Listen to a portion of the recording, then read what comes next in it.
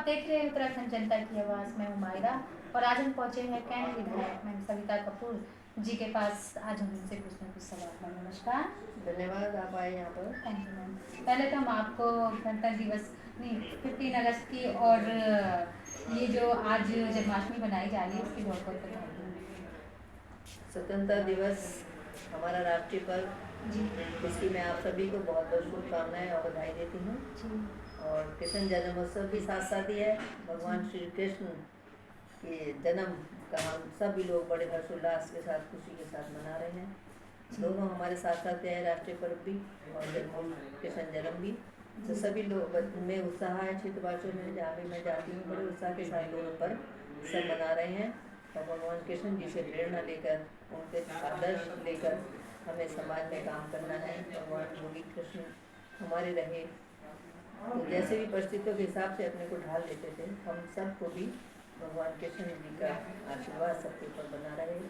सभी का बहुत बहुत बधाई देती हूँ, शुभकामनाएं। जिस तरह से देखा जा रहा है आज 15 अगस्त है। 15 अगस्त पे आपको पता है कि हमारा देश आज़ाद हुआ था। आप क्या कहना चाहेंगे कि ये जितने भी देशवासी है और जितने भी यहाँ पे क्षेत्रवासी प्रदेशवासी है कि तिरंगे का किस तरह से सम्मान करें? जिस तरह से देखा जाता है तिरंगे को छोटे बच्चे फेंक देते हैं। आप क्या कहना चाहेंगे इस तरह से कि बताना चाहेंगे किस तरह से उसका सम्मान करना चाहिए? मैं सभी से यही कहना चाहूँगी, हमारा राष्ट्रीय ध्वज जो कि एक सम्मान का प्रतीक होता है और पूरे विश्व में हमारा राष्ट्रीय झंडा सबसे ऊंचा लहराता रहे। तो हम सबको यही ध्यान रखना है। जब भी 15 अगस्त स्वतंत्रता दिवस पर हम लोग अपने घरों में झंडे लगाते हैं, गाड़ियों में लगाते हैं, तो उन्हें इधर उधर उठा कर ना फेंकें, उसको इस तरह से अपमान ना करें, क्योंकि वो सड़क पर फेंक देते हैं, पैरों में भी आते हैं। तो हम सबको राष्ट्रीय अपने झंडे का सम्मान करना है, यही मैं सबको कहना चाहूँगी। जिस तरह से देखा जाता है पहले 33 महिलाओं को आरक्षण मिला था, अब 50 पे पहुंच गया है। महिलाएं आगे बढ़ रही हैं। आप एक महिला है, पूरे में आपने बहुत अच्छे काम किए हैं, आगे बढ़ती जा रही है। क्या ऐसी महिलाओं के लिए क्या करना चाहिए? हमारी देश में महिला हर क्षेत्र में सशक्त है, पुरुषों से भी आगे बढ़ चढ़ कर कार्य कर रही है। और हमारे प्रधानमंत्री मोदी जी का भी यही सोच है कि हमारी नारी भारत की सशक्त हो, आत्मनिर्भर हो और हर क्षेत्र में उनका योगदान रहे। तो इसी को लेकर मैं सभी बहनों से कहती हूँ कि आप सब लोग अपने को सशक्त आत्मनिर्भर बनाएं और अपने देश के को आगे बढ़ाने में योगदान दें। जिस तरह से देखा जा रहा है उत्तरकाशी में एक बहुत बड़ी आपदा आई है, आपको पता ही है, काफ़ी घर बेघर हो गए हैं। आप क्या कहना चाहेंगे इस बारे में? ये प्राकृतिक आपदा है, आती हैं, लेकिन नदियों के किनारे लोगों ने घर बनाए हुए हैं, जो कि हमेशा हमें नदियों से थोड़ा ऊंचा उठ के घर बनाने हैं, क्योंकि जो नदी का प्राकृतिक रूप से जो उसका बहाव होता है, जो रास्ते होते हैं, वो तो अपने रास्ते पर ही पानी आता है। तो ये हमारे लिए बहुत दुख का तो बात है ही कि इतने लोग बेघर हो गए, इतने लोग घर चले गए, कुछ लापता हो गए, कुछ नहीं रहे अब। तो उन सबके प्रति हमारी श्रद्धांजलि भी है कि क्या ये जो आपदा आई तो हमारे भाई बहन ऐसा हमारे उत्तराखंड के क्षेत्रवासी हैं, तो ये दुख की विषय तो है ही। लेकिन इसमें भी हमारे मुख्यमंत्री वहीं पर रहे और पूरे उन्होंने प्रशासन को अपने उसी समय पर दिशा निर्देशन में उनके पूरा प्रशासन एकजुट होकर उस पर लगा और ये काफ़ी स्थिति को उन्होंने संभाला और दिन रात एक करके वहाँ काम चल रहा है। पुल भी बनाया गया और घरों को जगह से देख रहे हैं कि बॉडी मिले, जो लापता है उन्हें ढूंढने की पूरी कोशिश कर रही है सरकार हमारी। तो हमारा प्रशासन पूरी तरह इसमें लगा है। हमारे मुख्यमंत्री जी के दिशा निर्देशन में बहुत अच्छा कार्य ये हो रहा है कि सभी जो ये आपदा आई उसमें सभी को इसमें राहतें मिले और जिनको नुकसान हुआ उनकी भरपाई भी सरकार कर रही है और जो लापता हुए उनको भी ढूंढने का पूरा कोशिश की जा रही है। जिस तरह से देखा जा रहा है उत्तराखंड में अपराध बढ़ रहे हैं, बाहर के लोग आके कहीं ना कहीं इस चीज़ को वो कर रहे हैं, तो क्या कहना चाहेंगे?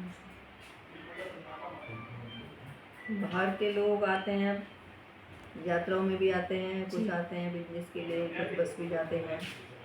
तो इसे रोकने के लिए तो पूरा प्रशासन है, पुलिस विभाग है हमारा, पूरी कोशिश करती है, सबकी चिन्हीकरण भी करते हैं, उनको रोकते हैं कि इस तरह के अपराध ना हो, अपराधियों को जो भी है उन्हें दंड दिया जाए, खोज कर। ये भी पूरा प्रयास रहता है हमारे सरकार का प्रयास रहता है। जिस तरह से देखा जा रहा है आज पूरे भारतवर्ष में जन्माष्टमी बनाई जा रही है, तो आप सारे क्षेत्रवासियों को, प्रदेशवासियों को क्या संदेश देना चाहेंगे इस उत्सव पर? भक्त का जन्म हम सबके लिए बहुत ही हर्ष का विषय है। जी उसका जन्म उत्सव हम पूरे क्षेत्रवासी बड़े हर्षोल्लास के साथ मनाए जा रहे हैं। जगह जगह मंदिरों में सांस्कृतिक कार्यक्रम चल रहे हैं, भजन कीर्तन का आयोजन हो रहा है और प्रसाद वितरण का कार्यक्रम चल रहा है। तो सभी से मैं ये कहना चाहूँगी कि अपने जो श्री कृष्ण के संदेश हैं उनको पढ़ें और उन्होंने जो जीवन जीने की एक कला हमें सिखाई, जीवन का एक आदर्श हमें दिया, उन आदर्शों को अपनाएं, उनसे प्रेरणा लेकर एक अच्छा व्यक्ति बनने का पूरा प्रयास करें। सभी को बहुत बहुत शुभकामनाएं। Thank you ma'am. तो दोस्तों, जिस तरह से आप देख रहे थे हमारे साथ कैंट पिता हैं सरिता कपूर मैम की, और साथ ही साथ जो अभी उन्होंने शुभकामनाएं दी है, हम भी उन्हें बधाई देंगे आखिर में कि फिर से कि मैम बहुत बहुत बधाई हो आपको। Thank you. अगली रील्स में कहीं ना कहीं नई शख्सियत के साथ दिखाएंगे उत्तराखंड जनता की आवाज़। देखते रहिए हमारे के साथ। धन्यवाद। जिस तरह से आज भाजपा की पुण्यतिथि है, क्या कहना चाहेंगे मैम आप इस बारे में? 16 अगस्त को हमारे पूर्व प्रधानमंत्री भारत रत्न श्री अटल बिहारी वाजपेयी जी की पुण्यतिथि है। जी। उनकी पुण्यतिथि पर हमने उनकी स्मृति में एक काव्य पाठ और रक्तदान शिविर का आयोजन किया है। जी। उसमें अधिक से अधिक सभी से कहती हूँ कि कल संडे 17 तारीख को 10 बजे आप रक्तदान करने के लिए और उनको श्रद्धांजलि स्वरूप वहाँ सभी लोग उपस्थित रहें। जी।